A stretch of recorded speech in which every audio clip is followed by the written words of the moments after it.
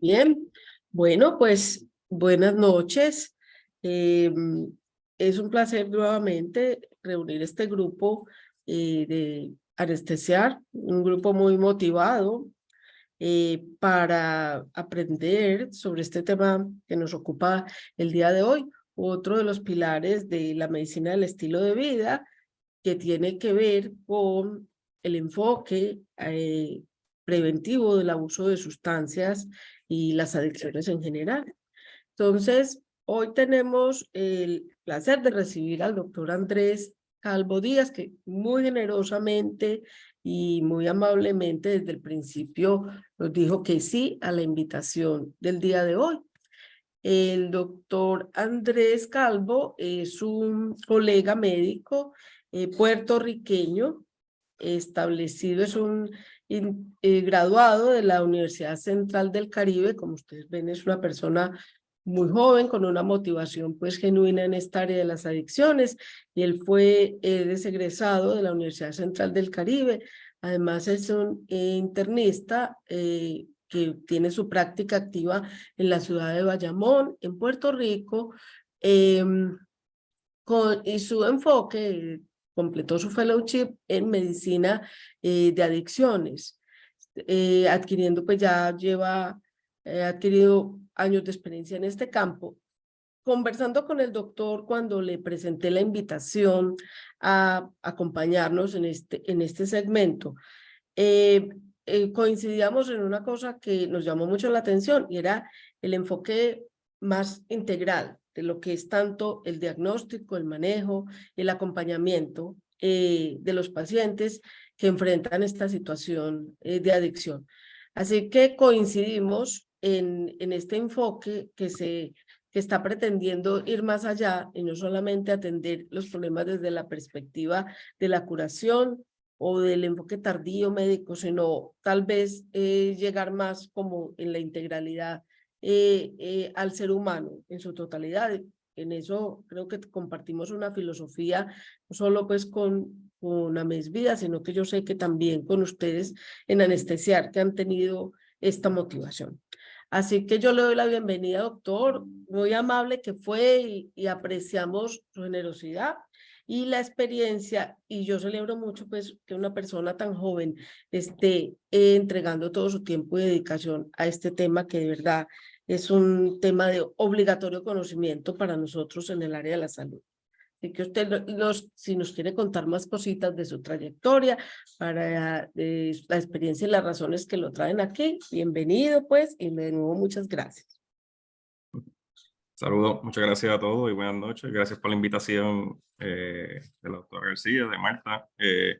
Ya sabíamos que existía pues, este tipo de grupo. Es la primera que me invitan a, obviamente, a hablar en una charla de lo que es la especialidad de estilo de vida y todo esto. No sabía muy bien todo de este tipo de especialidad, y Marta pues, me puso, como se dice en Puerto Rico, al día, ¿verdad? Me puso a leer y busqué información de las asociaciones diferentes, la de Colombia, la de Estados Unidos, y pues muchas gracias por la invitación. Tenemos mucho en común, muchas cosas que hay que hablar en lo que es la enfermedad de adicción o el trastorno por uso de sustancias.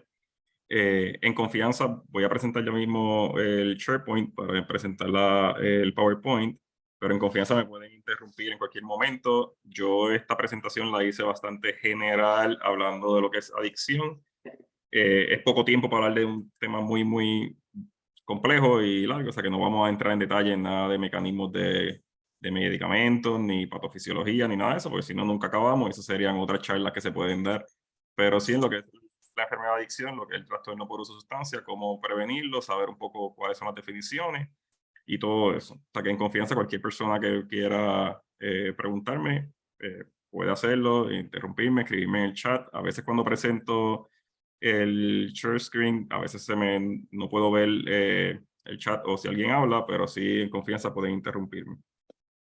Entiendo, no estoy totalmente seguro, pero entiendo que la mayoría o todos son médicos, doctores en anestesia o especialistas en anestesiología, o me equivoco. Esta parte no estoy totalmente seguro.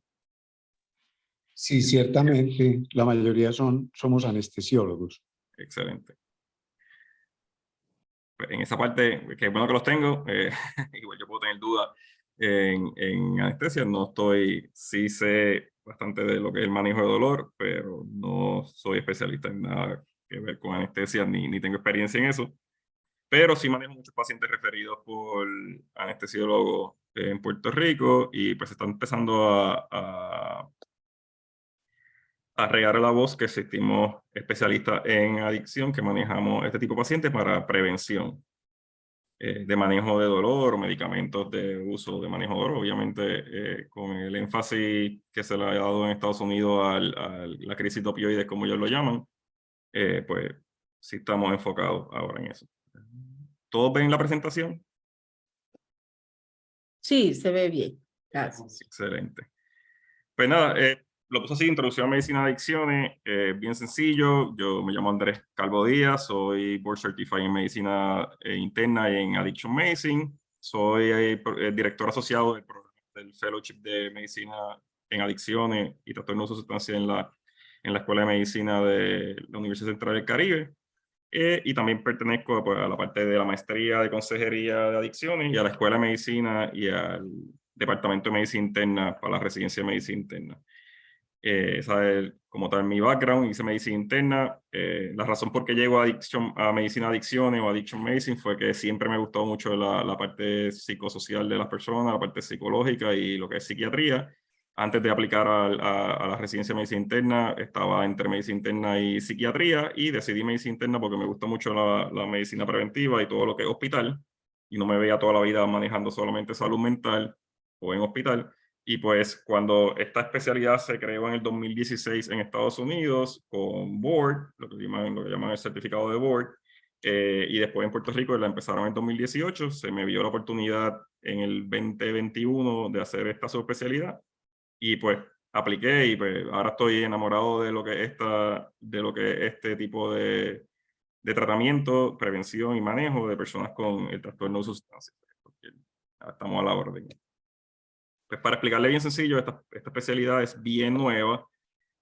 Mayormente quienes se dedicaban a hacer este tipo de manejo en personas con adicción o personas con trastorno de uso de sustancia, pues eran los psiquiatras y algunos psicólogos que se especializan en esto, pero mayormente en medicina y en hospitales eran hospitales psiquiátricos bien especialistas, todo lo que es el manejo agudo de la enfermedad y lo que le llaman detox o todo lo que es el manejo de adicción, de sobredosis y detox. No había tanto un énfasis en prevención, siempre se ha hablado desde los 90, 80 en Estados Unidos de la prevención, la educación, pero realmente no había nadie especializado en esto. Y en Estados Unidos, obviamente, con la crisis que ha habido política y social desde el 2007-2008, que empezaron a ver las muertes en crecimiento, en aumento excesivo en Estados Unidos por opioides, pues lo que es la asociación de la American Board of Medical Specialties, que es quien maneja todas las especialidades en Estados Unidos, pues dijeron, mira, qué mejor que tener médicos primarios, que esta especialidad lo pueden hacer médicos de familia, médicos internistas, médicos obstetras ginecólogos, anestesiólogos y emergenciólogos, ¿verdad? ER. Son los 5 especialidades que pueden aplicar esta subespecialidad en Estados Unidos y tener este board un año después de hacer el fellowship, o hacer la subespecialidad en diferentes subespecialidades en Estados Unidos. En cuestión de board, es el más nuevo en la Asociación Americana de Especialidades. Y 2016 fue que se sacó el examen y desde ahí estamos. En Puerto Rico somos solamente 4 médicos especializados en esto y en Estados Unidos hay 2000 y pico. O sea que somos bien pocos nacionalmente, pero está creciendo mucho este énfasis. ¿Por qué? Porque se le abrió las puertas a todas estas especialidades primarias, a todos los médicos que bregan con prevención primaria en manejar esta población. ¿Por qué la diferencia de un psiquiatra? Mayormente porque un médico internista, un médico de familia o un pediatra o un obstetra ginecólogo ve el paciente mucho antes de lo que mayormente este paciente llega a un psiquiatra. Para llegar a un psiquiatra muchas veces, lamentablemente, por lo que es el estigma de la enfermedad y lo que es el estigma de salud mental, pues llegan bien tarde o llegan ya cuando la enfermedad es severa. La idea de nosotros es que pues, hagamos prevención, evaluación, diagnóstico, tratamiento y recuperación de las personas con enfermedad de adicción. al igual que educación bien importante en prevención en jóvenes de todas las sustancias, de las que son ilegales, las que son legales y las que están entre medio, que yo le digo el gray zone o la zona gris, como el cannabis en Estados Unidos, en Puerto Rico, que están con el concepto medicinal y la legalización de algunos drogas en algunos países. Toda esta parte, pues lo más importante es la educación y no solamente enfocarse en la parte política. ¿Qué es la adicción? Bien sencillo, esto es una de las cosas que muchas personas lamentablemente en medicina no estudian, por lo menos desde que ahora que yo llegué a la escuela de medicina, pues hay un programa para educar a los estudiantes de medicina desde primer año a cuarto año en medicina de lo que es adicción, pero normalmente cuando yo estudié medicina no fue hace tanto tiempo, fue hace como 8 años, no había, por lo menos a mí no me dieron ninguna clase o didáctica o cualquier cosa de lo que sería adicción. Solamente dijeron, mira, adicción, estas sustancias causan adicción y ya. Y las personas tienen intoxicación y tienen efectos de retirada o withdrawal y cómo se maneja en hospital y la parte psiquiátrica de que existen algunos medicamentos y más nada. No, pero no hablaban nada de qué es la enfermedad de adicción, cómo es, qué afecta. Eso por lo menos yo nunca lo cogí hasta que estuve, después de 13 años de estudiar medicina, ahí en el año 14 es que vengo a saber específicamente qué es adicción. Pues la adicción es una enfermedad médica crónica, yo le pongo de larga duración, crónica tratable, eso es lo importante, que es tratable, que se puede prevenir, que se puede manejar.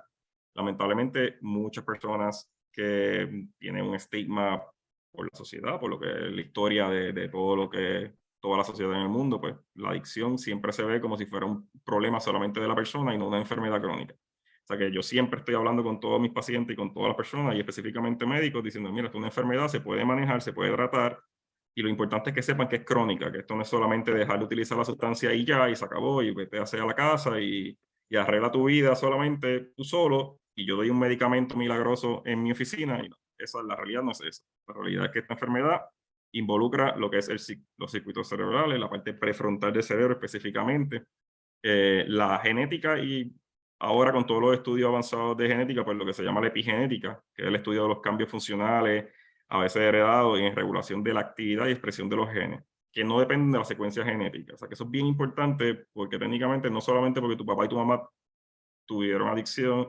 o tengan adicción o familiares cercanos, uno va a tener adicción. No, la persona tiene que estar obviamente expuesta a la sustancia y tiene que tener un montón de cosas que cambian lo que sería la genética de una persona sin cambiar la secuencia. O sea, la famosa epigenética, que la van a ahora todo epigenética, literalmente todo, cáncer de piel, cáncer de todo es la exposición de las personas y cómo se expresa esa genética en cada persona diferente.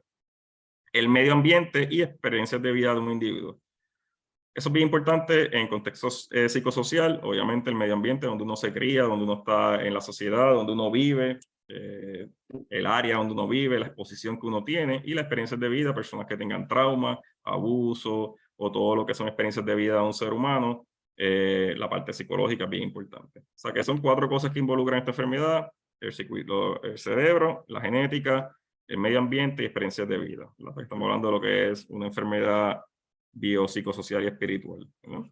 Las personas con adicción a estas sustancias se involucran en comportamientos que se vuelven compulsivos y a menudo continúan a pesar de las consecuencias dañinas. Esto es, si una persona no sabe qué es adicción, esta es la definición más sencilla que hay en el mundo, que es que aunque esta persona consuma sustancias, si estas sustancias les causan algún tipo de daño, problema, y la persona no lo identifica y sigue utilizando la sustancia, ya esa persona posiblemente, bien fácil sería diagnosticarle adicción, ¿no?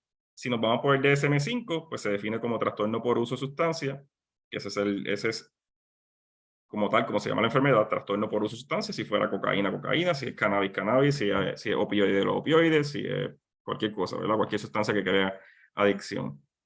Y cuando hablamos de adicción, ya a un nivel de hospital psiquiátrico, ya a un nivel que me llega a mí referido porque ya tiene demasiados problemas, muchas veces es equivalente al trastorno severo por uso de sustancia. ¿No? Esto es lo que estaba hablando, lo pongo así porque me gusta siempre explicarle esto así a los pacientes, una grafiquita bien sencilla y decirle que no solamente es la sustancia y ya, y dejar de utilizarla, sino que esta enfermedad afecta a lo que es la persona desde la parte espiritual, social, psicológica y biológica. Muchas veces la primera que se afecta es la parte social y la psicológica y obviamente la parte biológica cuando ya uno tiene dependencia y toda esta parte de retirada y todo lo que es el efecto crónico en el cerebro, pues se va viendo ya en estudios como un MRI o cosas así. ¿Por qué educarnos sobre la enfermedad de adicción? Esto se lo enseño a todos los estudiantes de medicina que le doy, a todos los médicos que doy conferencias. Lamentablemente porque no nos educamos, porque normalmente en las escuelas de medicina, en los bachilleratos, en escuelas, lo que sería todo lo que es escuelas graduadas, hasta en escuelas de psicología de doctorado, lamentablemente, y sus especialidades como medicina interna y otras especialidades, lamentablemente no se educan de lo que es la enfermedad de adicción y mayormente no ven los pacientes o no saben cómo manejarlo o solamente tienen un bias, un estigma hacia esta enfermedad de que este paciente va a ser bien complicado, bien difícil y no lo voy a manejar. Mejor lo refiero a un psiquiatra o a un especialista de adicción y yo no hago nada.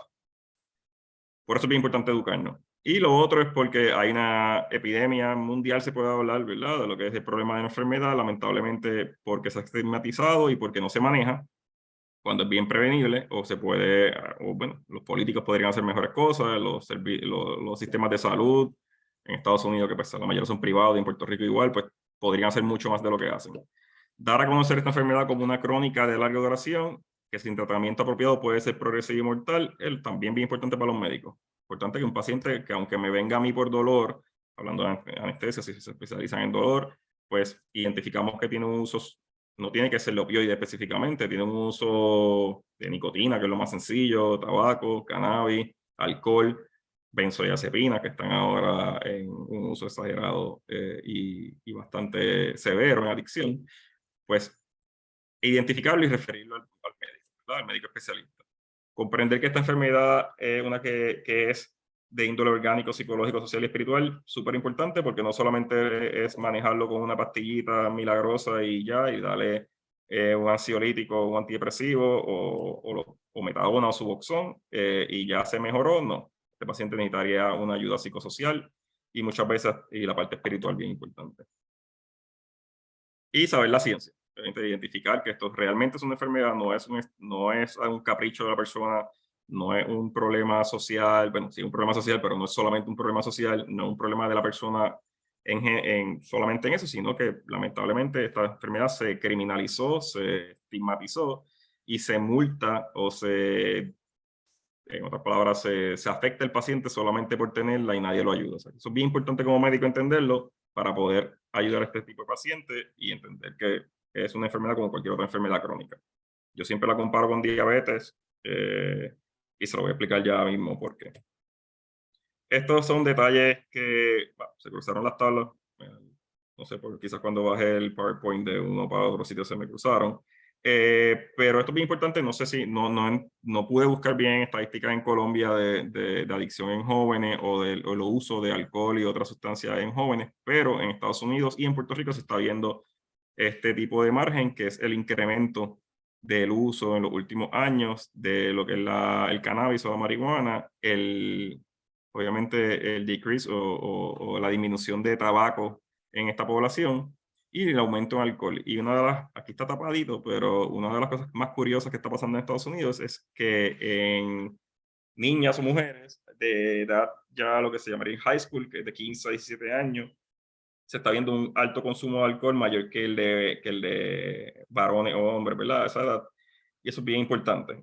¿Por qué? Porque la mayoría de los estudios que se han hecho por muchos años siempre mayormente eran aquí en Estados Unidos, dicen boys or girls, pero la parte más importante es que ya el consumo, cuando en los 90, en los 80, más en los 70 y 80, siempre los hombres, los niños, los varones jóvenes, el hombre joven de 13 a 22 años, 25 años, siempre estaba mucho más alto que lo que eran las mujeres y las niñas, y ahora mismo se ha equilibrado y hasta cambiado. Eso es bien importante porque la población va cambiando, la educación va cambiando, y pues obviamente pues, no significa que el hombre o la mujer tengan diferencia en cuestión de adicción, pero sí que no se ha estudiado. O sea, que esto es bien importante. No sé si en Colombia hay estadísticas. Busqué rapidito por Google, pero no conseguí específica. Pero en jóvenes es bien importante entender esto. Y el cannabis, que obviamente la marihuana se ha normalizado por todo esto del cannabis medicinal y que ahora mismo es casi igual que el alcohol en jóvenes de 16 a 18 años. Esto es algo bien sencillo, los costos que tienen esto en Estados Unidos en el 2020, 300 billones de dólares en tabaco en general, 250 en alcohol. 193 o 200 billones de dólares en lo que son drogas ilícitas y lo que son opioides prescritos, 79. ¿Por qué pongo esta estadística? Porque obviamente siempre se habla solamente de opioides en Estados Unidos, en la parte política solamente hablan de la crisis de opioides, la crisis de fentanil, la crisis de la heroína, pero no hablan de las otras que tienen mucho más impacto en la parte social, mucho más impacto en la parte económica, pero se enfocan solamente en una. ¿Por qué? Porque solamente ven las muertes como algo importante y en la parte que afecta a los políticos, o sea, que eso es lo que se habla. No se habla de la disminución en tabaco, en alcohol, que es la más dañina de todas, y en otras drogas ilícitas que obviamente tienen mucho más población con adicción que los opioides. Bien importante obviamente manejar los opioides, pero saber que existen todas las demás adicciones que nadie habla, muchas veces no se habla de ellas.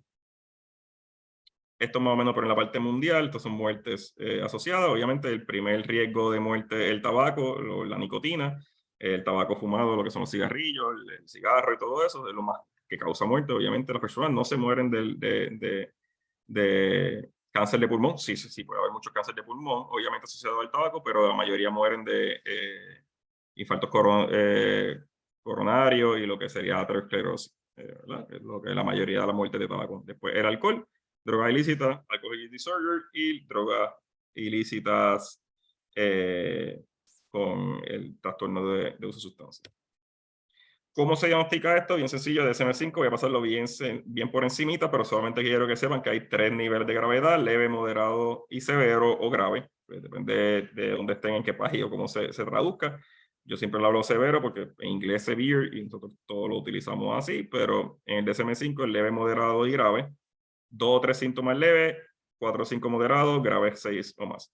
¿Qué pasa? Para todo médico, identificar uno grave es bien sencillo, lo hacemos todos. Esos pacientes llegan, muchas veces ya tiene un síndrome de retirada, o estuvo en el hospital con síndrome de retirada, o ya tiene una intoxicación severa a opioides, o tiene una retirada de alcohol, o de benzodiazepina severa. Y eso es bien fácil. Cualquiera lo ve en sala de emergencia o lo ve en el hospital y dice, mira, esta persona tiene adicción. Pero eso no es lo importante. Lo importante es identificar que tiene 2 o 3 síntomas, o 4 y 5, para prevenir que todo lo demás se complique. Eso es lo más importante y lo que yo vengo a hablar hoy. La parte más consumo del pretendido: si la persona tiene un anestesiólogo, por ponerlo de ejemplo a ustedes, da tal medicamento para algún tipo de dolor o algún tipo de enfermedad crónica o aguda, si es dolor agudo o crónico, y le dimos 30 días y a los 15 días ya está de regreso, pues hay que ver, bien sencillo. Para dolores bien específicos, saber si el medicamento que dimos solucionó el problema de dolor o bajó lo suficiente, o se le explicó al paciente que el dolor iba a estar ahí, pero lo que iba a hacer es bajar un poco ese dolor para que puedan tener un mejor estilo de vida o una mejor calidad de vida, y utilizó más. Sabiendo eso, pues eso puede ser un síntoma. Pero si es que el médico undertreat, o sea, no trató bien al paciente, no le dio el medicamento requerido para manejar ese dolor, pues no es un síntoma que vamos a ver. O sea, que esto es bien importante, el mal consumo del pretendido, bien importante saber si el paciente estaba bien medicado o no estaba bien medicado, pero muchas veces obviamente en otras sustancias que son como alcohol, bueno, cannabis, cocaína y todas las ilícitas, pues si empezamos con 5 cervezas o 5 tragos en los fines de semana y ya estamos 4 días de la semana con la misma cantidad, pues ya no era el consumo pretendido de que yo salgo en algo social o voy a salir con unas amistades y era una vez a la semana, ahora lo hago 5 veces y me está trayendo problemas, pues ya eso es más consumo del pretendido porque uno no pensaba hacer eso. Deseo persistente o esfuerzo infructuoso de control. Siempre estoy buscando la sustancia, siempre estoy, mi mentalidad casi siempre es, necesito esta sustancia para poder estar bien, pues eso es importante. Mucho tiempo dedicado a obtener consumo y recuperación. Lo dice, ¿verdad? Eso obviamente las personas te lo van a decir si preguntamos, mayormente que hacía antes, y no, es que ahora todo es hacia eso, si estoy buscando la droga o la sustancia, y todo es hacia la sustancia. Lo que son ansias o urgencias por consumir, lo que sería la insidia, en español, en inglés es craving, en español sería insidia o ansias o urgencias por consumir, que eso es que la persona obviamente sin tener la sustancia está con mucho pensamiento hacia utilizar la sustancia. Problemas laborales, escolares o en el hogar. Estos son la mayoría de los que comienzan y ya se pueden identificar, y muchas veces ya el familiar o la persona querida que está cercana, o la pareja, o la esposa, o la novia, o el novio, ¿verdad? Cualquier persona que esté al lado, jefes, en la escuela los maestros, y todo lo que sería eso. pues eso se identifica, muchas veces lo identifica la otra persona, no la persona que tiene adicción, y eso siempre hay que tener, obviamente, el apoyo familiar o social para saber esto. Consumo a pesar de problemas interpersonales, lo mismo. Reducción o abandono de otras actividades, estos son los famosos hobbies, estoy haciendo algo y ya no lo hago. En jóvenes, deporte, muchas veces se deja el deporte, muchas veces se deja el arte o la música, si es que era un hobby que tenían o eran actividades que hacían. Consumo en sustancias peligrosas está bien común en la sociedad con el alcohol, el cannabis, la cocaína y todas las otras sustancias que serían de fiesta o de party, como decimos nosotros, que es estoy guiando con alcohol, trabajo, estoy usando alcohol y trabajo en algo que es importante para que es peligroso hacia la comunidad o la sociedad. O sea que esta parte es bien importante para preguntarla, porque muchas veces por aquí uno como médico o trabajador social o consejero o psicólogo puede ir entrando para dar un poquito de énfasis a esta persona. Mira, esto te está poniendo en este peligro. Consumo a pesar de problemas físicos o psicológicos. También muchas veces, lamentablemente, las personas se dan cuenta de esto ya cuando es severo. Una persona que ya está en depresión severa o ansiedad severa, o si es una persona con un trastorno bipolar o un trastorno de personalidad y tiene ya unos afectos, muchas veces lamentablemente no identifican que la sustancia los afecta hasta mucho después. Esto es bien común en el cannabis. El cannabis obviamente es un riesgo alto en personas que tengan esquizofrenia, trastorno esquizoafectivo, cualquier tipo de enfermedad bipolar, tipo 1, tipo 2, enfermedades con depresión severa, con episodios mánicos o hipománicos también. Es bien importante entender que algunas sustancias afectan más la parte psicológica y eso. Y la parte física, obviamente, el alcohol, pacientes que tengan cirrosis, pacientes que tengan inflamación hepática, yo veo muchas personas que vengan con úlceras gástricas y siguen consumiendo alcohol y eliminé el café porque era lo que me hacía, me daba la úlcera, o gastritis o reflujo, y mayormente pues, el alcohol, pero no lo identifican. O sea, que ahí estamos nosotros también, los médicos importantes. Y estas últimas dos, que lamentablemente son las más que nosotros nos enseñan o nos educan, pero son las que tienen que tener otras de las 9 para hacer adicción, no solamente por tener tolerancia o abstinencia, el paciente tiene adicción. Obviamente, la tolerancia es necesidad de más sustancia o para el efecto o un efecto disminuido de la sustancia. En opioides esto es bien común, ¿verdad? El opioide es uso crónico, la persona va a crear algún tipo de tolerancia o dependencia, el cuerpo, los receptores se van a ir autorregulando y pues la persona, aunque no tenga adicción, va a necesitar posiblemente más opioides para manejar ese dolor o va a crear una hiperalgesia o muchas otras cosas que se ven en el consumo de opioides. Pero solamente por tener tolerancia no significa que la persona tiene adicción. Igual por tener abstinencia, síntomas de abstinencia o consumo de sustancias para evitarlos, no significa que tenga adicción. Esto es bien común. Para tener adicción puede tener uno de estos dos, pero tiene que tener 2 de los demás. O sea que tiene que tener 2 de los otros 9 para ir sumando tolerancia y abstinencia y ahí se puede diagnosticar la adicción. Esto ya lo he hablado, pero esto muchas veces se lo explico más a los pacientes para que vean que sí afecta realmente el cerebro y no es un invento de la ciencia o no es algo que nosotros decimos para que el paciente se sienta mejor, no. Esto es un cerebro saludable en la mano izquierda, a la mano derecha vemos el cerebro enfermo con personas que tenían trastorno por cocaína y se ve disminución en la parte prefrontal de la parte de función, obviamente, el metabolismo de glucosa en el cerebro y así se ve. En pacientes bien severos, pues esto se ve mucho más azul o violeta o púrpura, o sea, se ve mucho más así, que es más hipoactivo. Y se le compara a una enfermedad cardíaca, que cuando el paciente tiene un infarto del corazón, una isquemia crónica o aguda, pues se ve igual, ¿verdad? El funcionamiento del corazón es menos. Esto es lo mismo, pero esto en el estriato, en todas las sustancias. Esto yo lo utilizo para decirle a las personas o a los pacientes que no importa la sustancia que sea, si la sustancia es psicoadictiva, el daño es igual en el cerebro. Obviamente hay sustancias que son más adictivas en cuestión de la velocidad o el tiempo que tiene este paciente para llegar a una adicción. Si comparamos la metanfetamina, que en Estados Unidos ahora mismo hay una crisis igual o casi peor que la de opioides en incremento en todos los estados de Estados Unidos, pues la metanfetamina es una sustancia súper rápida en crear adicción. Es bien dañina en el cerebro y es la más que causa daño neurológico o neuropatológico en el cerebro. No hay ninguna otra sustancia que ahora mismo se sepa que cause más que la metanfetamina, los opioides, la cocaína o anfetaminas de uso diario o que no son ilegales.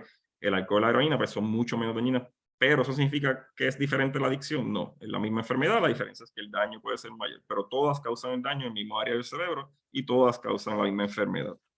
Es como uno decirle, el ejemplo de los diabéticos, okay, en Puerto Rico que hay fast food de comida rápida en todos sitios, porque estamos súper americanizados, es lo mismo irse a comer un plato criollo que tiene un montón de glucosa y grasa y todas cosas altísimas, que irse a comerse un triple bacon en McDonald's, que también tiene un montón. La glucosa y la grasa y todas las cosas, los carbohidratos, causan el mismo daño, no importa en cuál la sustancia, cuál de la dieta sea. Lo importante es que saber que lo que uno está consumiendo para un diabético, ¿verdad? Pues lo mismo es para una persona con adicción.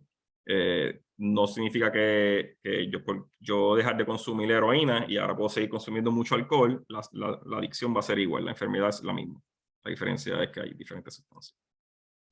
La dopamina, bien, obviamente todo el mundo habla de dopamina, esto cualquier persona que le pregunten, ¿cuál es el neurotransmisor más importante en adicción? Es dopamina, pero es una de ellas. ¿Por qué este es el más famoso? Porque es el más estudiado y porque se ha visto los incrementos. Obviamente cuando uno come algo que le gusta, pues el steady state o el nivel de estado normal de dopamina más o menos es de 50 a 100 microgramos por kilogramo, creo que es, o miligramos por kilogramo. Sube a 150 cuando uno come algo, cuando tiene sexo y el orgasmo sube a 200, cuando uno usa una anfetamina, específicamente esto es crystal meth o metanfetamina, sube hasta 1100 o más, o a los 2000 a 3000, con lo que se está viendo en la calle ahora. La nicotina lo sube en un pico bien rápido, alto, y después baja rápido también, 200, 250.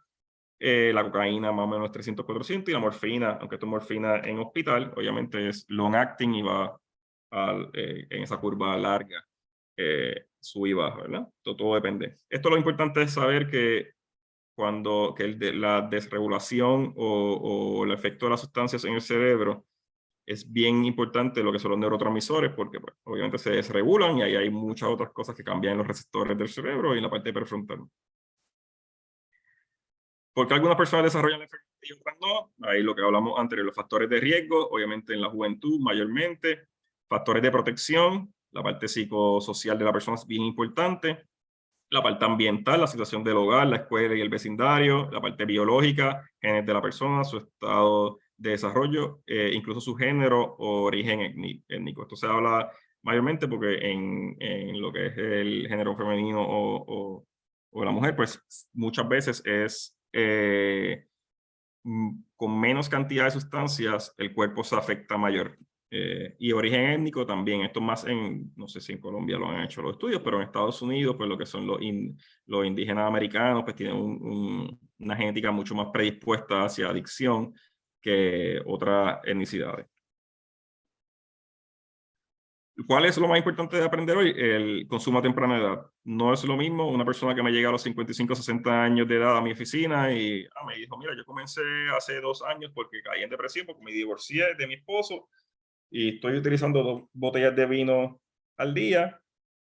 Pues esa persona posiblemente el manejo que yo le puedo dar es mucho más sencillo que la persona que comenzó a utilizar sustancias de los 13, 14, 15 años y lleva abusando de sustancias 30 años. Obviamente, igual que otras enfermedades crónicas, si los daños tú llevas muchos años crónicos con uso, un diabético que no se maneja la diabetes desde los 30 años y llega a tu oficina a los 60 ya con problemas renales severos y problemas cardíacos severos, pues no es lo mismo que esa persona haya desarrollado diabetes a los 55 años y no tiene todavía ningún daño en el hígado, ni en los riñones, ni en el páncreas, ni nada de eso. Pues lo mismo es en adicción. Y lo otro más importante en adicción es que el cerebro, la parte prefrontal del cerebro, se sigue desarrollando entre los 3 y 25 años. Y la parte prefrontal es la que la toma de decisiones, técnicamente lo que uno ve bien en la parte moral, las virtudes, toda esta parte de cómo uno ve las decisiones y las situaciones en la vida.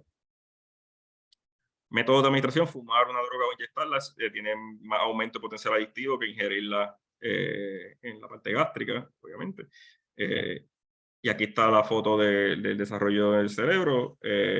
Aquí ya estamos hablando de los 20, 25 años, ya está más desarrollado, pero si vemos, yo creo que tengo un pointer y no lo tengo ahora tengo el pointer. Ok. Aquí está subdesarrollado, va desarrollándose de más o menos 15, 20 años hasta los 25, y la parte prefrontal es lo último. Usted se ve, sigue, y esto es lo último que se va desarrollando. Y es de las cosas más importantes que hay en cuestión de la parte cognitiva y de decisiones en un ser humano. ¿Qué se ve en adolescentes? Esto se está viendo en todo el mundo, no solamente en Puerto Rico, Estados Unidos, entiendo que en Colombia igual y en otros países latinoamericanos. Se afecta el desarrollo psicosocial y neurocognitivo. ¿Significa que las personas tienen peor IQ? No, ese estudio que era americano salió en el 96 o 98, pues mucha gente lo criticó y muchos estudios han salido. No significa que afecta la parte de un IQ de una persona, pero sí el desarrollo neurocognitivo, como esta persona tiene la cognición o la destreza de enfrentarse a algunos problemas sociales, algunas situaciones específicas, y eso. Vulnerabilidad para futuro de uso de sustancias ilegales, también fracaso académico, comportamiento sexual de alto riesgo y problemas de salud mental. Y es una fuerte predictor de dependencia futura. Eso obviamente una persona, como le hablé, una persona que haya consumido mucha sustancia o tenga adicción a los 22 años, aunque haya tenido abstinencia por muchos años, si regresa al consumo de sustancia a los 40 o 45, tiene un alto riesgo de tener dependencia futura.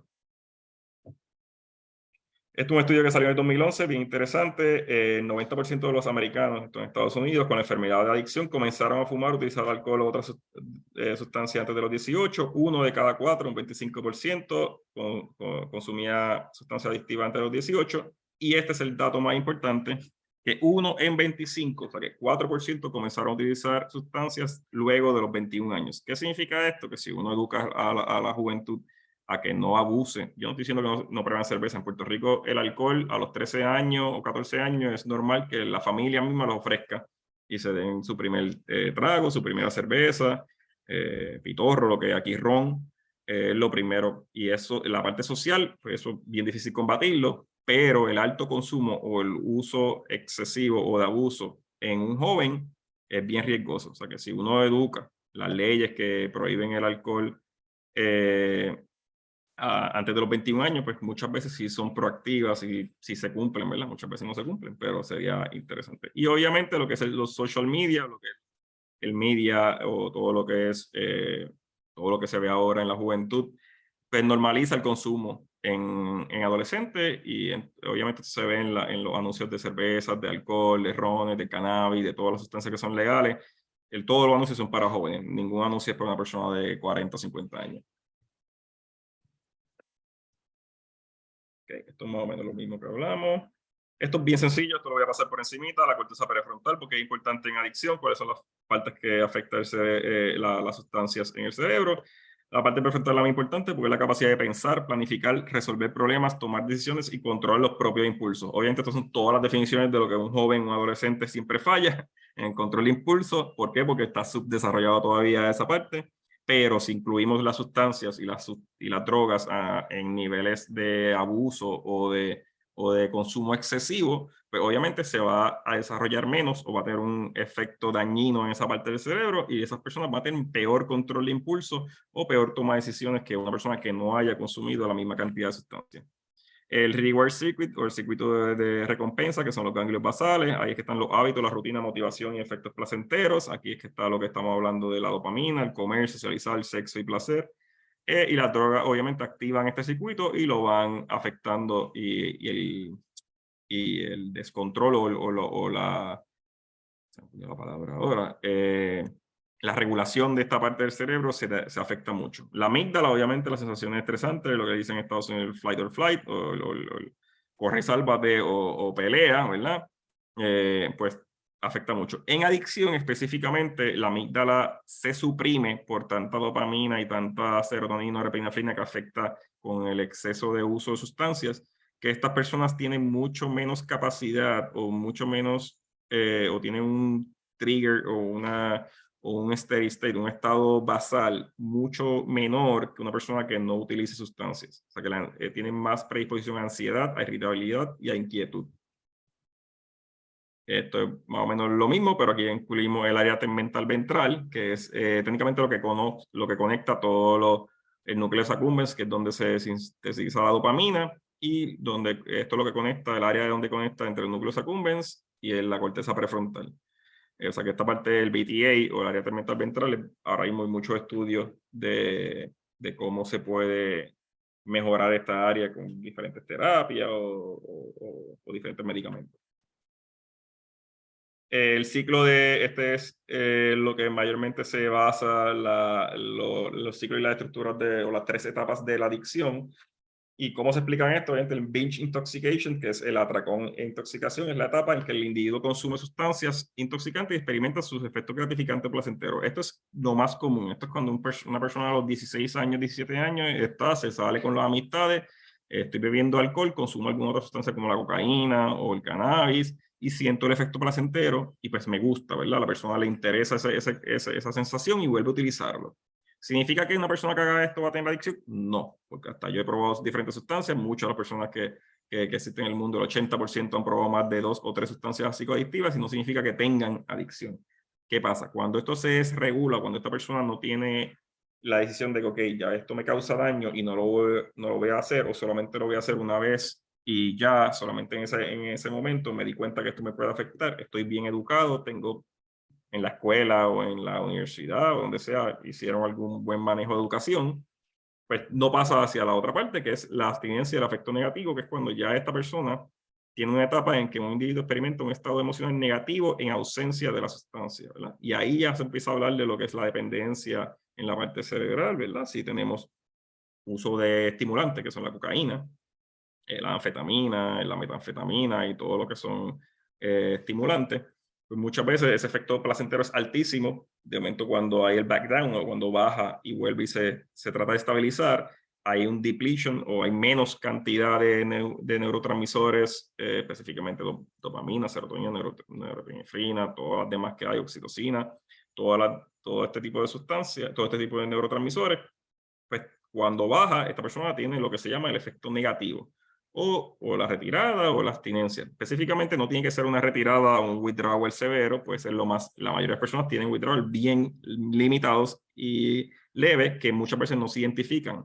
La persona lo siente y lamentablemente no hay personas que lo puedan identificar. Y esta persona después del consumo, 2 días después, está más depresivo, tiene más ansiedad o tiene problemas en concentración. Y pues lamentablemente nosotros no lo identificamos hasta que está bien severo y eso. Pero esta es la parte que cuando ya esto empieza a pasar de abstinencia y afecto negativo, empieza la preocupación, anticipación. Es que la persona ya aprende, ok, si no uso sustancia me voy a sentir así, o me voy a sentir de otra manera, no me gusta la manera que me siento cuando estoy sin sustancias y empieza la preocupación, anticipo que me va a pasar esto y vuelvo y hago la atracón intoxicación, el binge intoxication, y ese ciclo se convierte compulsivo. Y ahí es que empieza, obviamente, todos los problemas más severos de la adicción.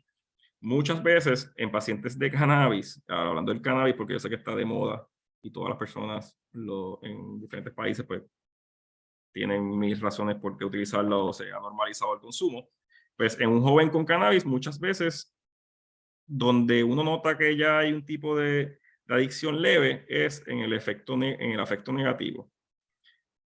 Porque el estar high, o en Puerto Rico se llama arrebatado, que es como que estar intoxicado con cannabis, que es ese high que le gusta a personas que te pone, depende de lo que ahora hay consumo, el THC está tan alto que ahora es casi estimulante, no es depresivo, pero mayormente esa relajación que causa en el momento agudo de la intoxicación, cuando dejas de tener esa intoxicación y estás ya sin consumo, la persona empieza a sentirse más irritable o piensa que está ansioso, tengo más ansiedad, cuando es el no tener la sustancia que ya tiene una dependencia psicológica y neurológica en el cuerpo y vuelve a consumir. Y después dicen, no, es que si no consumo cannabis, es que el cannabis me baja todo y me estoy relajado y estoy bien tranquilo y me quita todo. Pues técnicamente ya esa es la anticipación y preocupación, ya es como que, ok, no puedo dejarlo porque me siento mejor con cannabis que sin cannabis.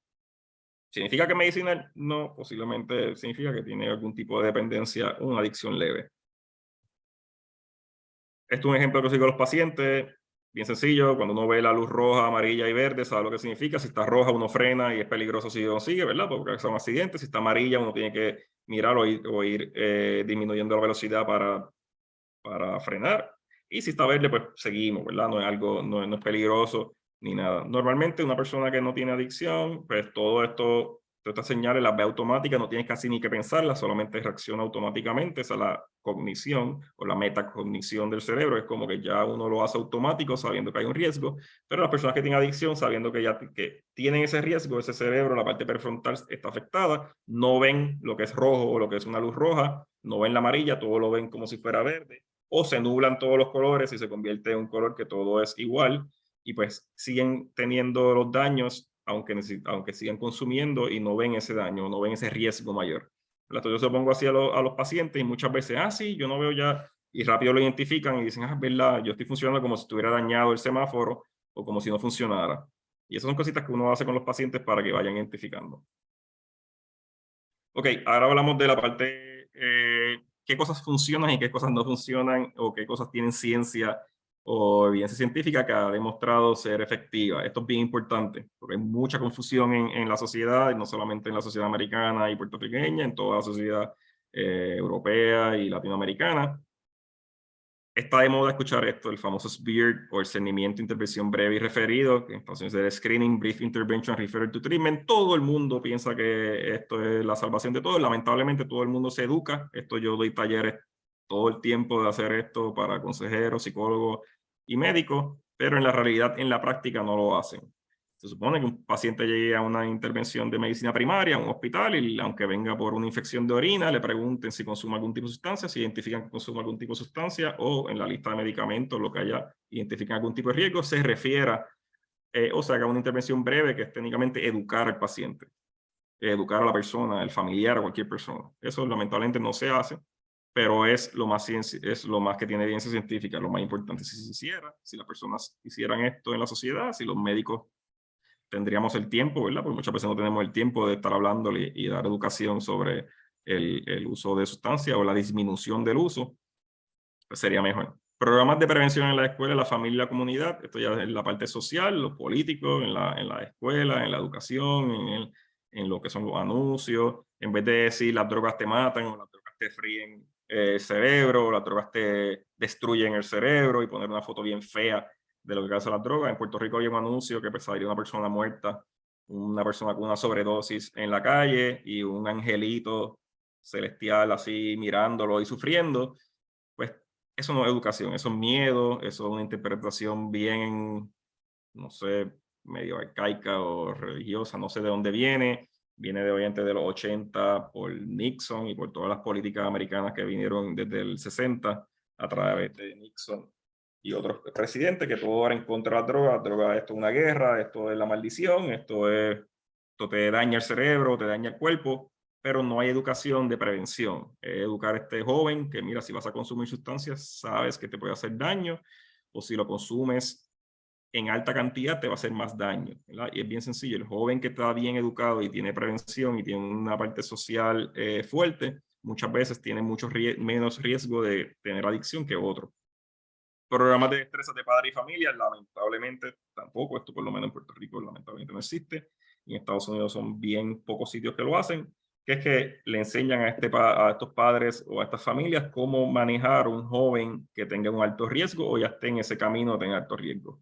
Mayormente, pues, ¿qué pasa? La parte policíaca, pues, el muchachito a los 16 años lo arrestaron porque estaba fumando cannabis o usó cocaína, le encontraron una bolsita de cocaína, y va hacia la parte judicial, le meten, no sé, multas o algún tipo de, lo expulsan de la escuela, pero nadie interviene a la familia, nadie interviene a los familiares, nadie sabe qué está pasando en esa familia, o sea que no identifican lo que está alrededor o cómo educar a un padre o una familia de manejar esto. Lamentablemente eso no se hace. Pero sí se sabe que si se hace, pues es mucho mejor. Servicios, es bien importante, tratamiento basado en evidencia, que son servicios de atención social y de salud, tratamiento interdisciplinario especializado en adicción. Esta palabra también, por lo menos en Estados Unidos y en Puerto Rico, se ha prostituido. Todo el mundo hace manejo interdisciplinario, pero realmente nadie lo hace. Se supone que en una clínica que sea interdisciplinaria, los médicos y otros especialistas como psicólogos, trabajadores sociales, se reúnan, tengan discusión de cada caso individual, se hablen todo el mundo sepa qué está pasando con cada paciente y se discutan alternativas y todo.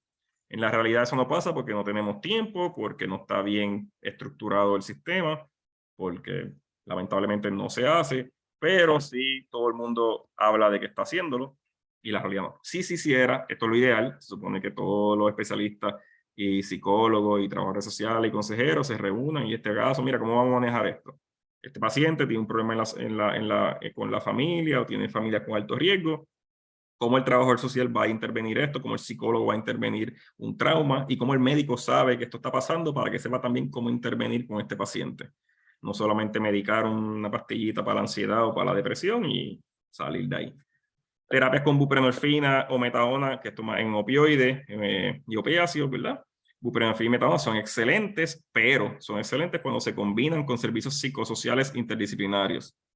El medicamento solo o la farmacoterapia sola normalmente sí le va a quitar los síntomas de retirada al paciente, sí le va a posiblemente mejorar un poco la dependencia de esa adicción, la buprenorfina, porque es un agonista parcial, toda esta parte de la ciencia, pero solamente un medicamento sin toda la parte psicosocial interdisciplinaria no funciona. Terapia cognitiva conductual y entrevista motivacional se ha demostrado ser efectiva en reducir los problemas asociados con el uso de droga. Este tipo de terapia, específicamente la entrevista motivacional, en pacientes que son leve o moderado, que todavía no tienen una enfermedad severa, es bien importante. Eso es el momento cuando un paciente tiene un alto riesgo de consumo, un joven a los 21 años, 20 años, con problemas sociales y está consumiendo cocaína, sustancias de fiesta, alcohol, y eso, no hablarle de que vayan disminuyendo el consumo, le puede causar más daño. Y si esa persona consumía 5 días a la semana y ahora consume 2, pues uno como médico técnicamente ha mejorado su calidad de vida, aunque no lo haya curado al 100%, pero sí hace algún tipo de prevención y quizás ese paciente en un largo plazo de años no va a llegar a una adicción severa o identifica que tiene un problema porque alguien lo educó. Tampoco esto se ve porque mayormente cuando llegan a este tipo de tratamientos ya están en una enfermedad severa. Terapia de contingencia, que estos son refuerzos positivos a conductas deseables.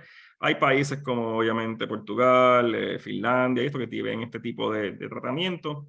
No se ve casi nada de esto en Estados Unidos. Algunos estados como Massachusetts, que es donde está Boston y Harvard, pues allí se está empezando a hacer, que es que si la persona tiene un problema social o jurídico, ¿verdad? O algo de justicia, llega a este tratamiento de adicción y ahí le van dando más libertades si el paciente cumple con las terapias, cumple con las visitas, cumple con estar en abstinencia, pues se le va dando refuerzos positivos. En otros países sí se utilizan, por lo menos en Estados Unidos y Puerto Rico casi no hay este tipo de terapia. La naltrexona obviamente pues salva, esto es más para el trastorno de uso de alcohol, es un antagonista de opioides, sí funciona muy bien para el alcohol.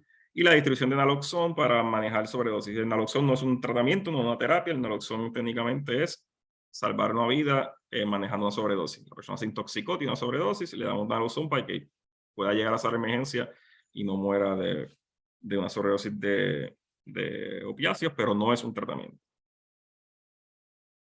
Comunidades terapéuticas con tratamiento interdisciplinario, por lo menos en Estados Unidos, y ahí lo dicen bien grande, no están pagados por planes de salud en Puerto Rico, lamentablemente por eso no existen.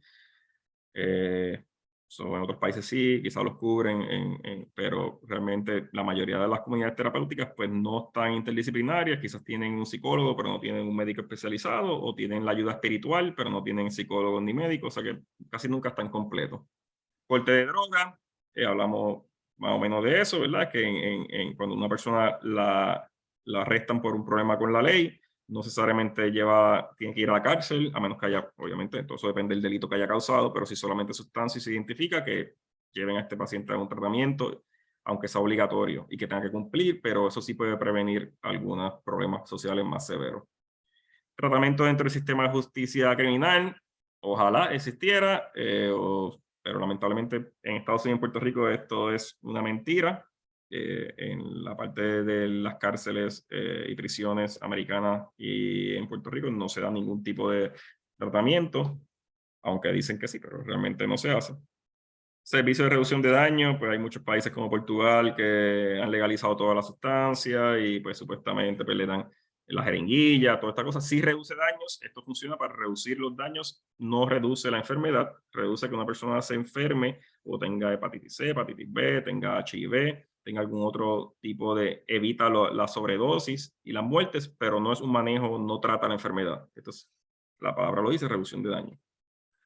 Monitoreo y restricciones en las prescripciones médicas, esto sí, Estados Unidos y Puerto Rico es súper estricto. Si uno receta unos opiáceos o unos opioides, esto va a salir en todas las farmacias, en récord médico, dice cualquier médico tiene la habilidad de buscar en internet en una página específica del gobierno y del gobierno federal, y si yo busco a mi paciente, le pongo Andrés Calvo y a mí me recetaron Oxycontin o Percocet o morfina o fentanil en parcho, le va a salir a los médicos quién fue el médico, cuánto se le dio y cuándo se le despachó. No sé si en Colombia existe este tipo de sistema, pero en Estados Unidos y Puerto Rico sí, y con esto sí ha disminuido bastante la sobremedicación de opioides en Estados Unidos. Y los grupos de autoayuda como Alcohólicos Anónimos, Narcóticos Anónimos, Smart Recovery, que es un grupo bastante más nuevo en Estados Unidos. Bien importante que esto no se confunda con un tratamiento o terapia. Muchos pacientes piensan que ir a Alcohólicos Anónimos es una terapia, no es un grupo de ayuda, esto es un grupo de autoayuda, es un grupo social que dan apoyo social, pero no es un tratamiento. ¿Y cómo lo comparamos esto medicina del estilo de vida? Que por eso estamos aquí. Técnicamente, cuando entré a esta página del American College of Lifestyle Medicine, me di cuenta que muchas de las cosas que hablan de todo lo que es el cambio del estilo de vida de una persona serían perfectas si todas las personas lo harían, todos los médicos estaríamos bien educados en estos, y específicamente en pacientes que tienen la enfermedad de adicción y el trastorno de sustancias.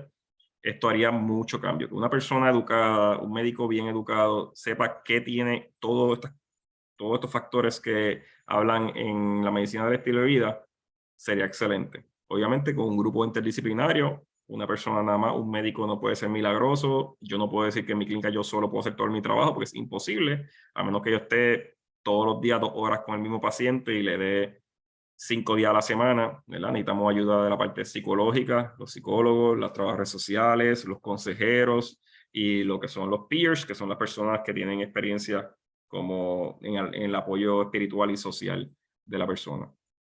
Todas estas cosas afectan en adicción. Comer de forma saludable, muchas personas no tienen ni la capacidad económica para comer saludable, y cuando usan sustancias, pues menos capacidad económica porque se le va casi todo en sustancias. Actividad física también, la mayoría de las sustancias ponen a esta persona menos activo. Control de estrés, definitivamente, estrés y ansiedad y lo que es el trastorno de depresión, en todas las sustancias afectan esto. Relaciones interpersonales, la parte social de la enfermedad. El sueño exagerado, todo tipo de sustancias psicoadictivas causa trastornos de sueño, hasta hasta la benzodiazepina, los opioides, que la persona va a dormir feliz, la persona va a decir que durmió lo mejor que durmió de un día para otro, pero en el uso crónico sí afecta los hábitos de sueño, y obviamente pues, el abuso de sustancias, que si prevenimos el consumo excesivo de sustancias, pues prevenimos casi todo. ¿Qué cosas no funcionan? Me imagino que acá en Colombia, sabiendo la historia social y política de Colombia, destruir el cultivo de sustancias, está la guerra contra la droga. Obviamente en la parte política se entiende, en la parte social también, por tantos daños que hacen en la parte social, pero ¿esto afecta a la persona que tiene el consumo de sustancias excesivo o tiene adicción? No, lamentablemente no. Estados Unidos lleva una guerra desde los 1960 y no ha pasado, seguimos, ahora mismo hay más sustancias que lo que había en ese momento, ahora mismo hay mucho más billones de dólares en lo que son los carteles, en lo que son el consumo de Estados Unidos, y Estados Unidos consume como un 60% de las sustancias psicoadictivas de todo el mundo, o sea que somos como que la sociedad más adicta, si vamos a ponerlo así en esa parte social. Encarcelamiento de usuario en vez de tratamiento, pues lamentablemente no. Si ha cometido delitos graves, pues claro, nadie está yo no voy a decir que una persona que tenga adicción haya cometido un delito grave no debe ir a encarcelamientos, pero si es que una persona tiene un consumo excesivo de sustancia, tiene adicción o tiene un trastorno de sustancia severo y cometió un delito como robar, no sé, o cometer un delito que no sea tan grave, si esa persona va a la cárcel, que tenga un tipo de tratamiento para prevención futura, porque si va a salir a los 3 años y no lo manejamos y tiene la misma adicción, va a cometerse el mismo delito una y otra vez, y ahí está el famoso revolving door de la cárcel, que es que la persona ha estado en la cárcel 5 veces y sigue cometiendo delitos y tiene adicción. nunca le manejaron la adicción, obviamente pues, no va a hacer ningún tipo de cambio. Legalización de sustancias con publicidad y normalización, esto se ha notado con el cannabis. El cannabis desde los 90 y 2008 y 2012 en Estados Unidos, que se ha legalizado y se normalizó el consumo. Ahora hay una cantidad excesiva de jóvenes con adicción a cannabis y trastornos psicoadictivos bien severos. O sea que no solamente por legalizar cambiamos el consumo. Control de la producción de precursores de sustancias, drogas de diseño. Esto se habla aquí porque obviamente por lo que en China casi toda la producción de precursores como el fentanil viene de allá. Sustitución con heroína solo reduce muertes, pero no enfermedad. Desintoxicación, salas de emergencia y hospitalizaciones. Esto es un sistema de salud que no funciona cuando no hay tratamiento interdisciplinario y no hay prevención, porque el paciente va a seguir viniendo a detox, pero si no le manejan la enfermedad de una manera crónica y no hay especialista, pues va a seguir. Y el famoso revolving door, y aquí que se gastan los billones de dólares en salud que no hacen nada.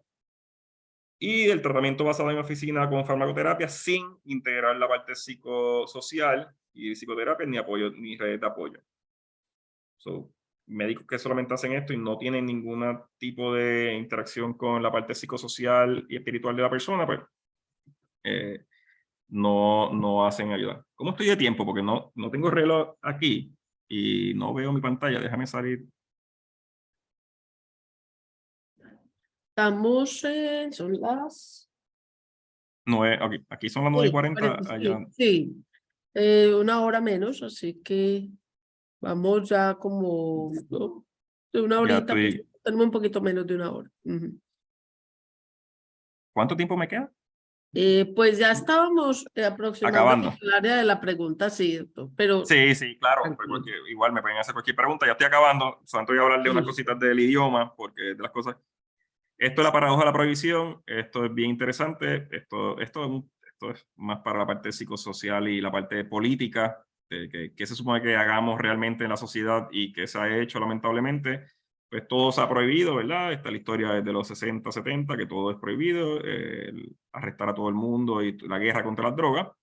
Y el otro punto de vista es como que vamos a legalizar todo y todo se convierte en corporaciones y dinero y todo se legaliza sin restricciones. Esto ha pasado con el cannabis brincó de esta parte acá y no se reguló el mercado, no se hizo salud pública con prevención, técnicamente de ser ilegal y esto pues brincó a ser legalizado o medicinal y no hay ningún tipo de regulación. Lo ideal sería tener salud pública, hacer mucha educación, desalentar el uso, promover salud, prevención y tratamiento, impuestos mayores, de eso depende en qué país estén, prohibir anuncios, evitar la publicidad y evitar la normalización. Eso sería lo ideal. No existe ningún país que tenga esa parte ideal porque todo es un lado del otro, se van a los extremos y ahí está la guerra entre los políticos de los extremos. Esto es para que vean que técnicamente es más fácil tratar a una persona con consumo de sustancias, tiene un riesgo de reincidencia de un 40-60%, pero las personas con hipertensión, asma, y aquí había la parte de diabetes, tienen hasta un 50, un 80%. Lamentablemente las personas con adicción no se manejan mayormente por el estigma, pero si se manejaran, pues podemos tener una buena incidencia de manejo y de prevención. Voy a brincarlo. Esto es bien importante, por favor, a todos los médicos y a todas las personas que trabajan en salud y educar a las personas que están alrededor y a los familiares, cómo cambiar el estigma de la adicción y muchas veces empieza con el lenguaje que utilizamos y cómo una persona habla y se expresa hacia otra persona. Cuando uno habla de una persona con adicción o una persona con un trastorno por consumo de sustancias, mayormente se debe decir así, no decirle consumidor, adicto, abusador de sustancias, drogas o junkie o tecato en Puerto Rico o como le digan en diferentes áreas en Colombia. En la parte estigmatizada, pues no, ¿verdad? Se le debe decir en un área médica, en el lenguaje que nosotros utilizamos comúnmente, pues personas con trastorno por consumo de sustancias o personas con la enfermedad de adicción. No se le dice alcohólico ni borracho a esa persona que tiene consumo de alcohol, sino un trastorno por consumo de alcohol. Y también se le habla así al paciente para no estigmatizar al paciente, porque el paciente mismo muchas veces está más estigmatizado que nosotros. Muchas veces el paciente ya tiene culpa, trauma, ya ha ido a muchos otros médicos que lo han tratado súper mal, o lo han tratado sin dignidad, o le han dicho que todo es su culpa. Y pues ahí estamos, los médicos que sí estamos educados, pues saber cómo se le habla, explicarle que esto es una enfermedad, que es un trastorno, que esto no es porque le dio la gana, tiene una enfermedad real, y pues cómo manejarlo. No se le dice ex adicto o adicto reformado, es una persona en recuperación o recuperación a largo plazo, o persona que antes consumía sustancia o tenía trastorno de uso de sustancia. No se dice sucio o no pasó la prueba de drogas, se le dice resultado positivo. Es como si yo le dijera a un paciente que me llega con la glucosa elevada en 220, estás sucio porque estás descontrol de glucosa. Y pues los diabéticos estarían todo el tiempo sucios si fuéramos a hablar, porque casi ninguno sigue las reglas que uno le pone, casi ninguno me hace la nutrición como se supone, casi ninguno hace el ejercicio, la dieta, baja de peso. No, ¿verdad? Pero no lo multamos. Pero una persona que tiene la adicción, enfermedad de adicción, una persona que tiene trastorno, sí, todo es malo. La persona no cumple con las reglas que yo le pongo, pues es el peor paciente, está sucio porque salió positivo a la sustancia.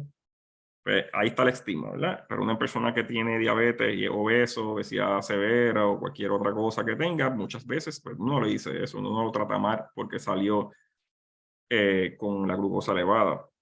Porque antes de ir a mi cita se fue a comer un hamburger o se fue a comer algo, no sé, una fritura o algo así que no se supone que esté en esa dieta. Trastorno por consumo de drogas o drogadicción. Esa palabra drogadicción ha ido cambiando, pero mayormente no se le dice hábito, no se le dice abuso, se le dice consumo, uso indebido o trastorno por consumo de sustancias. Esto de los tratamientos, pues tratamiento con medicamentos para el trastorno por consumo de opioides, medicamentos para el trastorno, terapias de antagonistas, de agonistas, farmacoterapia. No se dice sustituto de opioides, no se dice terapia de reemplazo. No se le dice a una persona cuando está en remisión o recuperación que está limpio, porque la persona posiblemente está limpia, no importa qué, ¿verdad? O sea, no es cuestión de que si está limpio o sucio, es lo que realmente sale ahí en ciencia, que es estamos en remisión o estamos positivos o está en abstinencia de sustancias. O resultado negativo, es tan sencillo como decir eso. Y esta es la más importante. Yo pensaba que esto no se veía, pero lamentablemente trabajando en hospitales en Puerto Rico y en conferencias que he ido a Estados Unidos, aparentemente todavía hay médicos que piensan que los bebés nacen adictos. Bien importante, por favor, nunca decir eso. Un bebé nunca nace adicto. Nunca es imposible que un bebé tenga adicción a alguna sustancia, porque un bebé no busca la sustancia cuando nace, un bebé no sale y rompe reglas, un bebé no tiene problemas de hábito, no tiene problemas de psicosociales, no tiene problemas de nada. El bebé acaba de nacer, el bebé acaba de salir a la vida y ya tiene un problema de posiblemente tolerancia o dependencia a la sustancia por el consumo en la placenta, ¿verdad? El consumo intrauterino por la madre o la persona gestante. O sea que es bien importante, por favor, no utilizar esto. Nunca se le dice un bebé adicto. ¿Por qué? Porque posiblemente si uno habla de esta manera en el área médica, esto lo escucha una enfermera, él sigue así, y esta persona joven va a nacer y las personas le van a decir que nació adicto, los familiares le van a decir que nació con un problema porque tenía adicción, y posiblemente con los riesgos que ya él tiene por genética, por la parte psicosocial, posiblemente si la madre consumía sustancia en un nivel severo, pues ya tiene un estigma desde que nació, ya está predispuesto social porque todo el mundo le ha dicho esto, y lamentablemente esto se ve. Tuve pacientes la semana pasada, que un joven de 22 años que me dijo, no, doctor, es que yo nací con adicción. ¿Por qué?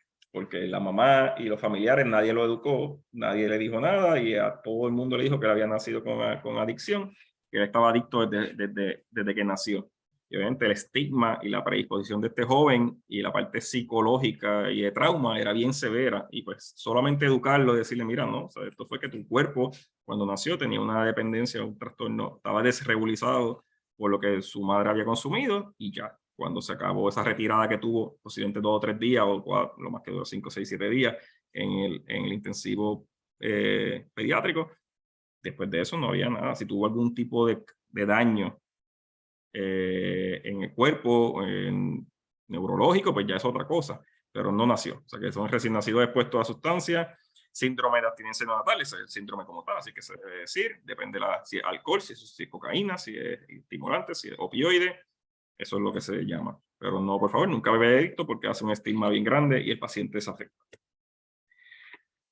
preguntas, dudas. Y me parece que cualquier pregunta, si les interesa alguna pregunta de farmacoterapia, me la pueden hacer. Cualquier duda que tengan en cuestión de pacientes hospitalizados. Esto obviamente fue una presentación bastante básica de lo que es adicción y la parte psicosocial y espiritual de la enfermedad. Y que todo el mundo, por favor, pues refiera a estos pacientes a especialistas, a las personas que tengan de apoyo. Y lo más importante, y prevención. Si llegan jóvenes, personas adultas que tengan uso excesivo o uso a riesgo de cualquier tipo de sustancia, pues prevenir, buscarle la ayuda y muchas veces podemos hacer muchos cambios en una persona con la prevención. Doctor, ¿Dudas, muchas preguntas? gracias. Yo sí tengo una Claro. pregunta. Muy amable. Diga. Pues, primero que todo, pues muchas gracias. Me parece que fue una charla muy integral donde se tocan diferentes aspectos relacionados con la adicción. Pues es una charla muy completa, me parece, que aborda pues todos los temas relacionados con la adicción. Y así tiene que ser. Yo quería preguntarle una cosa. Claro. En la sociedad pues, actual, o por lo menos en el medio nuestro, se ha desestigmatizado un poquito el uso de la marihuana, pues del cannabis. Es decir, pareciera que a la juventud no le parece ya tan grave el uso del cannabis. Entonces, mi pregunta es la siguiente. ¿Hasta qué punto una persona joven que se inicia con el consumo habitual de marihuana está más propenso a posteriormente caer en una adicción con otra droga? Esa es una pregunta que se relaciona con la segunda. ¿Cómo compararía usted la adicción digamos, el impacto social que puede tener el consumo del cannabis y el consumo del alcohol? Que ese es otro tema que la juventud a veces relaciona. Hombre, es común que digan, pero ¿por qué no hay tanto problema cuando la gente, por qué no es tan perseguido, por qué no es por qué se estigmatiza más al consumidor de marihuana y no al consumidor social de licor, ¿cierto? Bueno, y lo otro es lo del vapeo. ¿Usted qué opina, pues, como del consumo del vapeo? Esas eran, pues, como las preguntitas que tenía yo. Muchas gracias. Claro, doctor, preguntas totalmente válidas y excelentes. El problema con el cannabis que estamos viendo en todas las sociedades en el mundo, porque no solamente en Latinoamérica y en Estados Unidos, Europa, Asia, India, todos los países, bastante, o sea, todo lo que es desarrollado, el problema es que el cannabis, para ponerlo en ciencia bien básica, el cannabis que se consumía en los 50, 60, 70, 80, 90, que fue cuando se estigmatizó el cannabis como lo que en Estados Unidos eran los hippies, el reggae roots, que ¿verdad? Bob Marley, que hizo famoso el cannabis fumado en todo tiempo en ese tipo de música, y después se socializó, se estigmatizaba con este tipo de sociedad rebelde y eso. Pues ese es el estigma social, eso es lo que ha ido cambiando y eso sí cambió en la sociedad ahora actual, ¿verdad? Ya se normaliza el consumo de un joven o de una persona adulta que por la legalización, por la normalización, por la música, por todo, ¿verdad? Por la parte cultural se ha normalizado. El problema es que esa normalización no vino con la educación del cambio de las sustancias. En un ejemplo perfecto, Bob Marley o los Beatles, vamos a hacer un ejemplo más que se me viene a la mente, ¿verdad? De consumo diario y cualquier tipo de persona famosa consumía cannabis diario, nunca probaron un cannabis de más de un 3 o un 5% de THC, por ciento. Eso estamos hablando de miligramos, ¿verdad? 50 miligramos por consumo de THC. Que el THC es lo que sabemos que causa algún tipo de dependencia y adicción en la parte prefrontal del cerebro y sí hace daño en largo plazo. Pues todo esto que nosotros nos educamos, nos criamos, crecimos con esa influencia de esta parte social. Hasta el 2006 o 2010 es que se empiezan a ver cannabis con un THC de un 10%, 15%, y ahora mismo en dispensarios legales en Puerto Rico, en Estados Unidos, se venden hasta 30, 35% de THC. O sea que estos jóvenes, la parte educativa y dónde va, por qué ahora este consumo de cannabis sí crea más dependencia o adicción, como las personas lo quieran ver, que es una adicción real, es por el porciento THC. Ahora mismo es como si el alcohol, una cerveza común, cualquiera en Colombia, en Puerto Rico, en Estados Unidos, en Europa, en Alemania, donde sea, tiene de un 6 a un 8%. Esa es la cerveza que desde, no sé, del 1900 sigue siendo el mismo por ciento.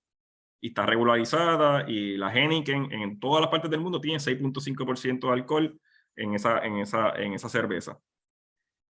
Imagínate que esa Heineken que uno bebía a los 90, en 1990, ahora esa Heineken en el 2022-23 tenga 50 o 45% de alcohol. O sea que el daño que causaría esa cerveza en el cuerpo de un ser humano o la intoxicación de un ser humano es mucho mayor. Pues eso es lo que ha ido en cannabis, ha ido afectando. Lo que se consumía antes no es lo mismo que se consume ahora, y los estudios científicos de adicción a cannabis están bien atrasados, porque empezaron a hacerse desde el 2010 para adelante y todavía no tenemos. Han salido muchos en California, en Canadá. Canadá es de los países con más estudios de cannabis, y Israel es otro país bien grande en estudios de cannabis. Sí se ha dado cuenta que con alto contenido de THC, lamentablemente el CBD, que es lo que tiene algunas cualidades terapeutas y específicamente en manejo de dolor crónico y otras cosas, pues que es ¿verdad? Que es la excusa mayormente de los pacientes de utilizar cannabis: dolor crónico, ansiedad, problemas de sueño, depresión. Pues este tipo de consumo, pues lamentablemente por el porciento de THC y disminución del porciento de CBD, pues ahora nos estamos dando cuenta que, aunque se haya normalizado, y ahora es común que un joven fume cannabis o lo que utilice porque piensa que es saludable hacia la salud, o le han dicho, o hay mucha mala información de que esto mejora para el sueño, mejora la ansiedad y mejora otras cosas. En la realidad es que la ciencia está atrasada, no hemos llegado todavía a tener tantos estudios que digan, mira, este THC en 30% causa estos daños. Eso es eso. En cuestión de la dependencia de otra sustancia, cualquier sustancia psicoadictiva, como el alcohol, la nicotina y el cannabis, pues sí pueden tener predisposición, porque como dije anteriormente, no importa la sustancia que sea, el daño que causa en el cerebro, aunque sea rápido o a largo plazo, va a ser el mismo. O sea que si esta persona, si consume cannabis de los 13, 18, 19 años en alta cantidad, pues va a tener un riesgo mayor de tener adicción. Y la otra parte bien importante del cannabis es que contenido de más de 10% de THC, sí hay mucha ciencia y sí hay muchos estudios que dicen que afecta la parte psicológica y la parte neurocognitiva de la persona. Eso sí, eso se ve, y eso yo tengo muchos pacientes, lamentablemente, me refieren pacientes de uso cannabis severo, que técnicamente uso cannabis severo es que se fume todos los días. Si una persona utiliza todos los días cannabis en un alto contenido de THC y tiene ya problemas psicosociales, espirituales, toda la parte de lo que es el trastorno de uso de sustancia por DSM-5, pues ya esa persona tiene una adicción al cannabis. Mayormente no lo identifican, porque no lo identifican hasta que no paran de usar cannabis. Pero como se normalizó, el alcohol nunca se normalizó el uso diario. Eso es, la persona que usa alcohol todos los días, pues tiene un estigma, como que esa persona abusa de alcohol. Pero el cannabis, por la parte social, se normalizó el uso diario, y eso es bien, obviamente eso es bien deprimente, es malo para la sociedad, porque no es lo mismo que uno use cannabis un sábado o un domingo porque está con las amistades o salió de fiesta, a que lo use todos los días porque en algún sitio leyó una noticia en Facebook o en Instagram o en TikTok, que ahora está de moda, que el cannabis ayuda a la concentración o que ayuda a la ansiedad. Y pues ese tipo de normalización y multimedia que lamentablemente miente que el cannabis funciona para muchas cosas, pues no es la realidad. Pues se ha normalizado, y sí, hay muchos jóvenes con problemas de dependencia al cannabis. Obviamente en la parte física no se da mucho cuenta, muchas veces en la parte de la ansiedad, trastornos de sueño, problemas de concentración, problemas de neurocognitivos de decisiones, y obviamente cuando dejan el cannabis, pues los efectos de retirada, que es impulsividad, falta de hambre, falta de sueño, ansiedad severa, o sea que hay muchas cositas. Pero el cannabis es bien importante. El cannabis es un tema que hay que hablar 2 o 3 horas para poder hacer un resumen. Pero sí, ahora mismo en la juventud en Estados Unidos hay una crisis. Muchos médicos especializados como yo están viendo muchos jóvenes entre 18 y 25 años con problemas de adicción severa al cannabis. Y mayormente son trastornos psicológicos que han ido empeorando. No sé si me queda alguna otra, pero la otra pregunta, ¿cuál era? Ah, lo del vaping. Sí, el vaping no es tanto el daño, obviamente sí, todas las cosas fumadas, todas, no, yo creo que no existe nada que se fume o que se inhale que no cause daño en los pulmones, pero el énfasis que siempre se le ha dado hacia el daño en los pulmones, para mí es un énfasis bien, no sería lo ideal, sería el énfasis es la sustancia que están consumiendo. Lamentablemente los vaping, los vaporizadores tienen concentrados, los concentrados tienen mucha más cantidad por miligramos de THC. O de CBD o de cualquier sustancia que tenga, si es nicotina, pues tienen más concentración que nicotina que un mismo cigarrillo. O sea que el daño hacia la adicción o dependencia o tolerancia es mucho mayor. O sea que el vaping que se ha normalizado en los jóvenes tienen desde 70% hasta 96% de THC y lamentablemente como sienten que es más fácil, no causa tanta daño en la garganta, es frío, no es caliente, pues se utiliza más común y pues es peor todavía. O sea que la normalización del vaping es dañina en cuestión de adicción. ¿Alguna otra pregunta, duda que tengan? Muchas gracias, doctor. Claro, a la orden. Y un punto de vista de esto personal. Yo no estoy en contra de la parte medicinal del cannabis. Hay mucha ciencia, específicamente en manejo de dolor y esclerosis múltiple, que es de las pocas enfermedades que realmente el cannabis fumado funciona. En ninguna otra enfermedad el cannabis fumado funciona. O sea que si es ingerido, si es en tinctures, o si es vocal, o si son gotitas, y son CBD, el CBD en concentraciones altas, puras, que casi no se consigue. Se consigue específicamente en Canadá, en Estados Unidos en algunas áreas, en Puerto Rico no se consigue. Pues el CBD bien puro sí puede mejorar personas con ansiedad y trastornos de sueño. Y hay unos miligramos específicos, pero no el THC. El THC para el sueño es bien dañino, afecta el REM sleep y afecta todos los non-REM sleep y toda esta parte. Y afecta mucho la ansiedad, el THC alto. El CBD y otras cosas que hay en cannabis sí pueden tener en un futuro, yo entiendo que va a haber muchas cosas, farmacoterapia, que son derivados de cannabis que van a ser buenos para la salud, pero no es lo que se consume en la sociedad, no es lo que se vende en la calle, no es lo que se consigue en los jóvenes.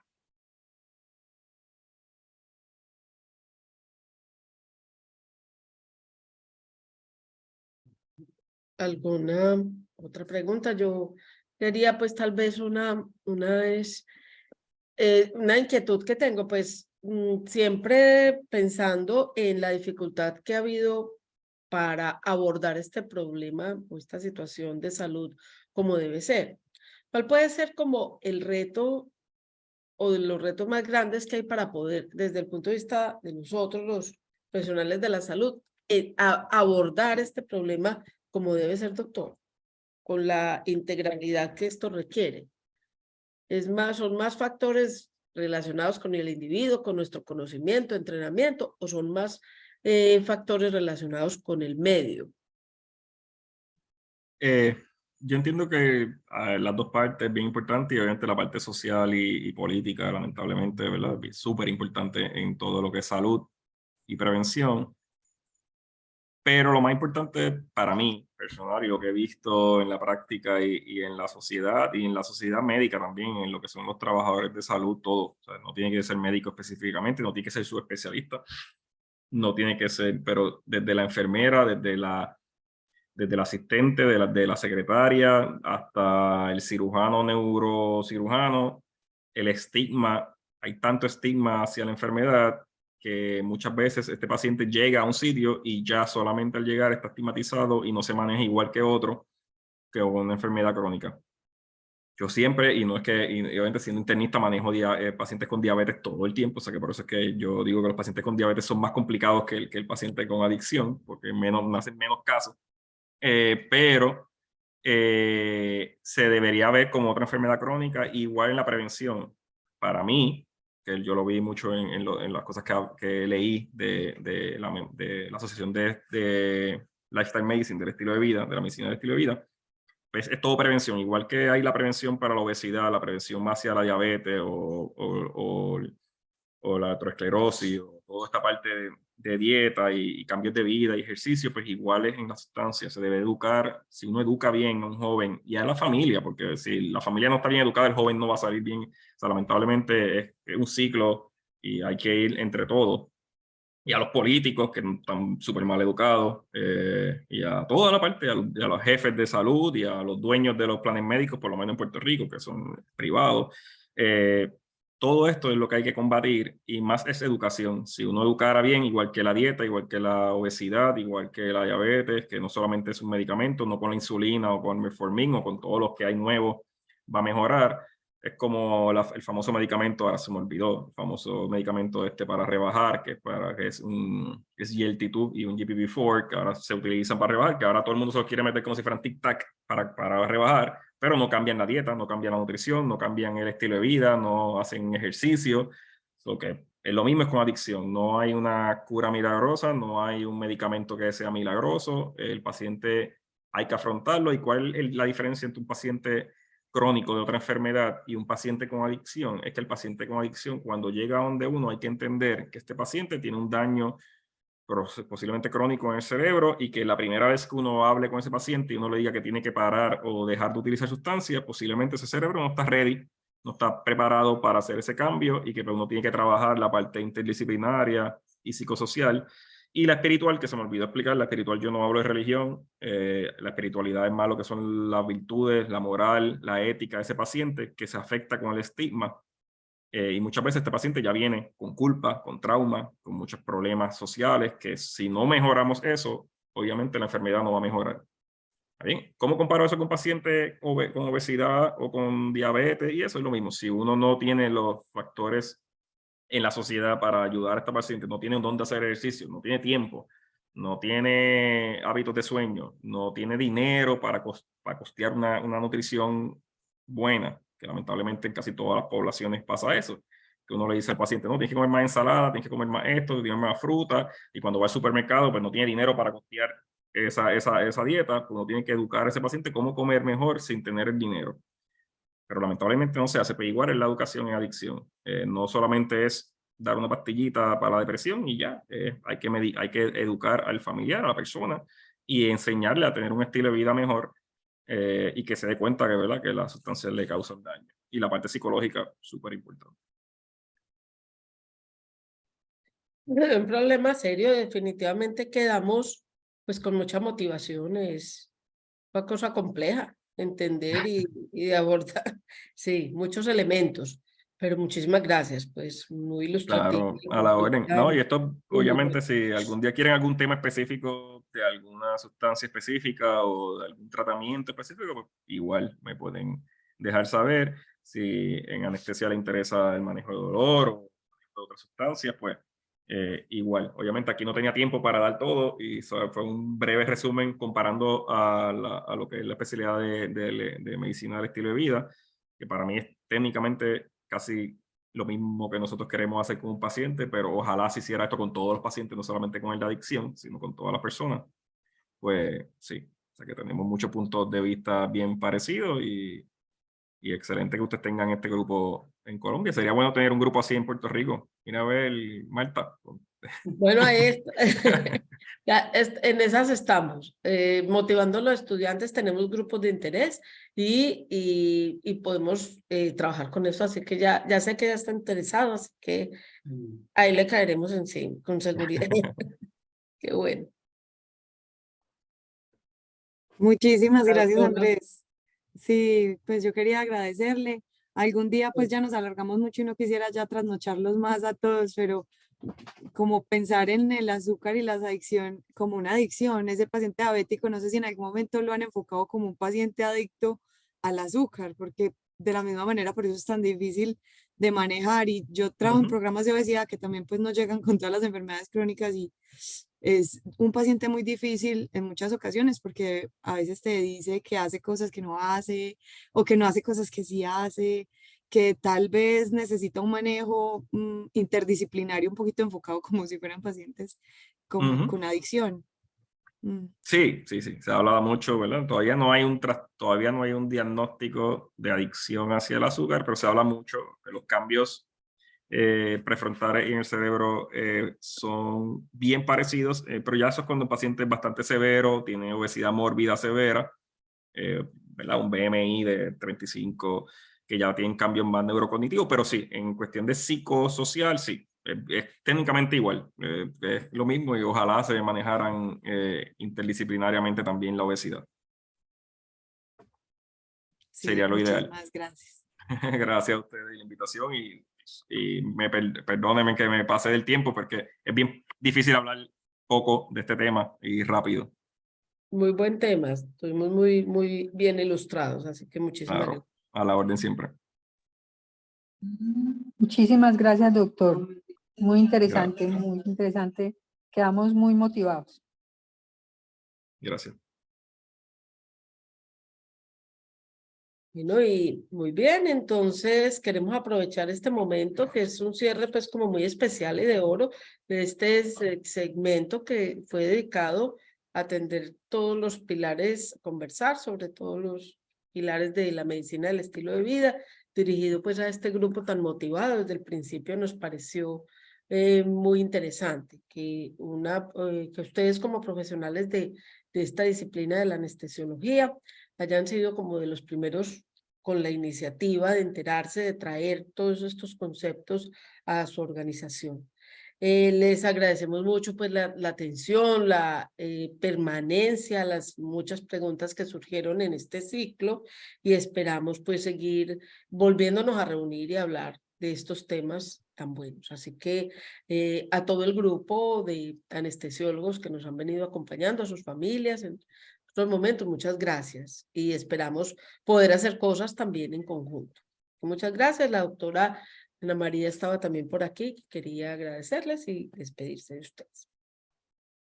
Sí, no, lo mismo que estaba diciendo Marta, muchas gracias por asistir a este ciclo de charlas y esperamos que pronto, en caso de que ustedes quieran hacer algunas actividades prácticas en algunos de los pilares, pues estamos abiertos a ayudar a organizarlas con Marta, pues medicina culinaria creo que es una de las actividades más bacanas que de pronto sería chévere hacer y no es sino que nos hagamos un plan y organicemos si están interesados en algún tipo de actividades de estas.